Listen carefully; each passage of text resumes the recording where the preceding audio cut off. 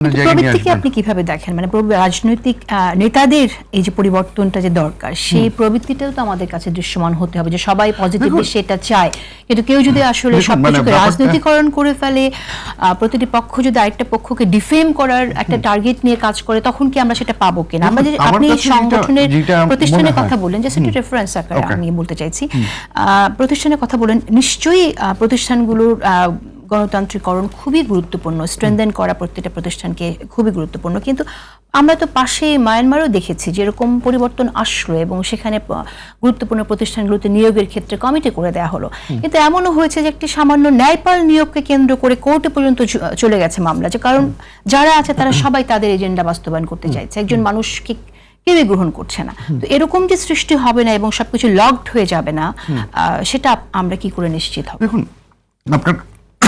দুঃখিত, আপনার প্রশ্নের দুটো ভাগ।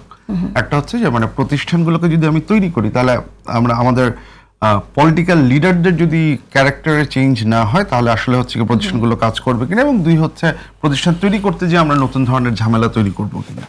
আর প্রথম প্রশ্নের যেটা উত্তর, সেটা হচ্ছে যে দেখুন, যেটা হয় কি, আপনি যখন হচ্ছে গিয়ে প্রাতিষ্ঠানিক রুলসগুলোকে একটু চেঞ্জ করেন, তখন কিন্তু অ্যাক্টর যারা আছে তারা তাদের বিহেভিয়ার বা তাদের স্বভাব পরিবর্তন করতে বাধ্য হয়। যেমন ধরেন, কথার কথা, এবং আমাদের আপনি অতীতেও এটার উদাহরণ আছে, যে বাংলাদেশে 91 সালে আপনি যখন সংসদীয় কমিটিটা হয়েছিল, তখন সেই সংসদীয় কমিটির প্রধান করা হয়েছিল হচ্ছে মন্ত্রীকে, যেটা একটা সমস্যা, যে একজন মন্ত্রী যিনি একটা মন্ত্রণালয় চালাচ্ছেন, তিনি একটা সংসদীয় কমিটির প্রধান। 96 থেকে এটা চেঞ্জ হয়েছে, কিন্তু এই যে আপনি যে রুলসটা চেঞ্জ করলেন, এটার ফলটা কি হলো জানেন? যে মন্ত্রী কিন্তু তার পজিশন অনুযায়ী সেই সংসদীয় কমিটির সদস্য, কিন্তু অন্য একজন, তিনি তার দলের হলেও এই মন্ত্রীকে জবাবদিহিতা নিশ্চিত করার এক ধরনের ইচ্ছা, একটা জিল থাকে, বা মন্ত্রীর উপর হয়তো আমি কোনো কারণে ক্ষেপে আছি, সেই কারণে হতে পারে। এই যে আপনি রুলসটা চেঞ্জ করলেন, এর ফলে কিন্তু অ্যাক্টরদের বিহেভিয়ার চেঞ্জ হয়ে গেল। যে মন্ত্রী 91 সাল থেকে 96 সাল পর্যন্ত প্রচন্ড পাওয়ারফুল, এবং রিয়েলি মন্ত্রী অ্যাকাউন্টেবিলিটির মধ্যে পড়ছে। সো আপনি এই যদি ইনস্টিটিউশনগুলো এই কাজটা করতে পারে, সো এটা হচ্ছে যেমন এইবার আমরা যেটা যে 4টা পাবলিক অ্যাকাউন্টস কমিটি, এটা খুবই গুরুত্বপূর্ণ একটা স্ট্যান্ডিং কমিটি। এইটা যদি আসলে অপোজিশন হেড করে এবং অপোজিশন যদি আসলে বুঝে করে, তাহলে এইটার দ্বারা সে কিন্তু office of the competent auditor general থেকে যে রিপোর্টগুলো আসে, অনেকগুলো জায়গায় ফাইন্যান্সিয়াল ট্রান্সপারেন্সি, অ্যাকাউন্টেবিলিটি এনশিওর করা, সরকার না চাইলেও সরকার বাধ্য হবে। তাহলে এই ধরনের যে চেঞ্জগুলো, সেটা হচ্ছে গিয়ে একটা। আপনার দ্বিতীয় যে প্রশ্নটা, যে এটার জন্য এইখানেই হচ্ছে গিয়ে, এই কারণে হচ্ছে মেকানিজমটা ইম্পর্টেন্ট। আপনি মায়ানমারের কথা বললেন, শ্রীলঙ্কাতেও অনেক সময় হচ্ছে গিয়ে এনসিসির মাধ্যমে তারা এই ধরনের প্রবলেমগুলো তৈরি করেছে, যে কারণে অনেক সময় আমার কাছে, আবার ধরেন আমেরিকা কিন্তু অন্য একটা সিস্টেমে তাদের সিনেট হিয়ারিং বা এইটা, যে কারণে পার্সোনালি ব্যক্তিগতভাবে আমার বিএনপির তাদের 31 দফায় যেটা বলেছিল, যে তারা এই কনস্টিটিউশনাল পজিশনগুলোতে যারা নিয়োগ দেন, তাদের জন্য হচ্ছে তারা একটা ভেটিং করবেন। ভেটিংটা পার্লামেন্টারি, অল পার্টি পার্লামেন্টারি কমিটির মাধ্যমে ভেটিং হবে এবং সেটা পাবলিক হিয়ারিং হবে।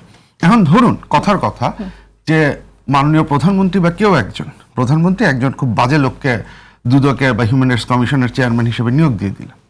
এখন তাকে যখন ভেটিং করা হবে সবার সামনে পাবলিক হিয়ারিং এ, অপোজিশনের মেম্বার তিনি যদি উপযুক্ত হন, তাকে কিন্তু তাহলে প্রশ্ন করার, তার অতীত খুঁড়ে নিয়ে এসে, অতীতে কবে তিনি এখন সোশ্যাল মিডিয়াতে কি পোস্ট দিয়েছেন, সেটা তো এমনিতেও ওই কমিটির বাইরেও এটা হতে পারে। কিন্তু আপনি যখন এই কমিটির, তো হচ্ছে গিয়ে এটা হচ্ছে তার জুরিসডিকশন, যেমন আমরা ইসলামী ব্যাংকের চেয়ারম্যান নিয়ে যে আলোচনা হচ্ছে, তার একদম পেছনে কবে কোথায় কোন দায়িত্ব ছিলেন, সেই আলোচনাগুলো সামনে আসছে। আপনি একটা পার্লামেন্টারি বডির সামনে, যে পার্লামেন্টারি বডিটা তার নিয়োগের ক্ষেত্রে একটা গুরুত্বপূর্ণ ভূমিকা পালন করবে, সে রেকমেন্ড করবে, সে যখন এই প্রশ্নগুলো করবে, তখন কিন্তু হচ্ছে গিয়ে আপনাকে একটা জবাবদিহিতা সেটা বলবে। বাইরে থেকে যেটা সেটা আসতে পারে, কিন্তু আমরা মূল জায়গাটা ফিরে আসি, যে কারণে এই এতগুলো কথা আসলো, সেটা হচ্ছে আসলে যে রাজনৈতিক এজেন্ডা বাস্তবায়নের জন্য ডিফেম করার কোনো প্রবণতা আছে কিনা, সেই প্রশ্নটি রেখেছিলাম। যদি আপনি সংক্ষেপে কিছু বলেন, আপনি দেখেন কিনা ইন রিয়েলিটি। আমি ডক্টর আসিফ শাহান আপনার কাছে প্রশ্ন করছি, পাশাপাশি যে ঘটনাটি নিয়ে খুবই আলোচনা হচ্ছে, আমরা দেখলাম একটু আগে অনেক বললো যে দিল্লি না ঢাকা, সেই নিয়ে অনেক রাজনীতি হচ্ছে।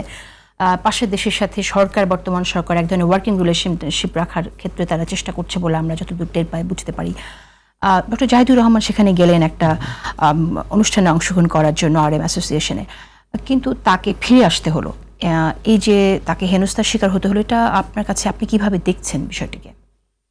এখন এটাকে তো খুব মানে তার আগে ভারতের হাই কমিশনার ঠিক কদিন আগেই এসে কিন্তু টোটাল পপুলেশন নিয়ে তিনি যে মানে মন্তব্য করেছেন খুবই অ্যাবসার্ড এবং কন্ট্রোভার্সিয়াল একটা স্টেটমেন্ট দিয়েছেন এবং সেটা তিনি ইন্টেনশনালি যদি দেন তাহলে হচ্ছে গিয়ে that's one thing, otherwise it's a very stupid comment. এখন সেটা তিনি কি কারণে দিয়েছেন সেটা কোনো এক্সপ্লেনেশন আমরা এখন পর্যন্ত পাইনি, but that's very dangerous comment.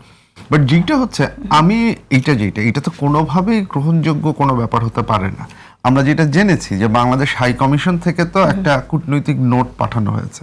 So I understand the issue about কূটনৈতিক পাসপোর্ট অ্যান্ড আদার্স, কিন্তু হাই কমিশন থেকে তো একটা কূটনৈতিক নোট পাঠানো হয়েছে এবং সেই কূটনৈতিক নোট পাঠানোর মাধ্যমে তো জানানো হয়েছে যে উনি আসছেন, ওনার পরিচয় সব কিছু। সেইটা এমন কোনো অ্যাডমিনিস্ট্রেটিভ মানে প্রোকাস্টিনেশনের মধ্যে পড়ার কথা না যে সেটা ইমিগ্রেশন পর্যন্ত যেতে এই ধরনের কোনো ঝামেলা হবে।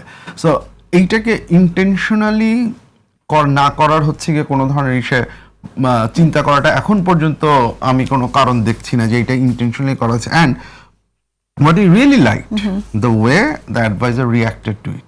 কারণ ওনাকে যখন আড়াই ঘন্টাই তো রাইট, আড়াই ঘন্টা বসানোর পরে তারপর ওনাকে সে করে রিকোয়েস্ট করা হলে I think that's really point something new. That হচ্ছে গিয়ে আপনি যখন আমাদের যে কোনো নাগরিক, এটা শুধু ওনার ক্ষেত্রে না, যে কোনো নাগরিকের ক্ষেত্রে এরকম যখন আপনি অ্যাটিটিউড করবেন, সেটা করবেন, দেন আমাদেরও রেসপন্ড করার একটা জায়গা আছে। এবং আজকে দেখলাম হচ্ছে গিয়ে হচ্ছে গিয়ে ভারতের ভারপ্রাপ্ত হাই কমিশন যে তাকে বোধহয় তলব করা হয়েছে এই ইস্যুতে। This is a very positive issue, কারণ এই ধরনের মানে ব্যবস্থা নিলে আমরা যে আর মানে জাস্ট পুরো জিনিসটাকে সহ্য করে যাব, আমরা কোনো ধরনের আপত্তি করব না, এই জায়গাটা থেকে যে আমরা সরে আসছি, I think this is a very positive development.